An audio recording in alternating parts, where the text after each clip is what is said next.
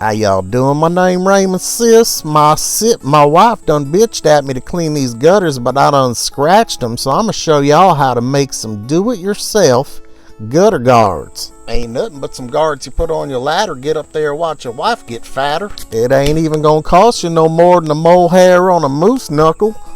All you gotta do, get on down to the Bayou Boutique, you might call it Dollar Tree. $1.25, get you some of them pool noodles. Cut a slit down the middle, and then jam them suckers on there. Now you ain't scratching up your gutters, you ain't scratching up none of your sidings. And best of all, your wife, she ain't gonna be bitching at you no more. You get them gutters clean with no fuss and no muss. That's pretty easy. If you got some questions, leave a comment. But my name's Raymond, sis.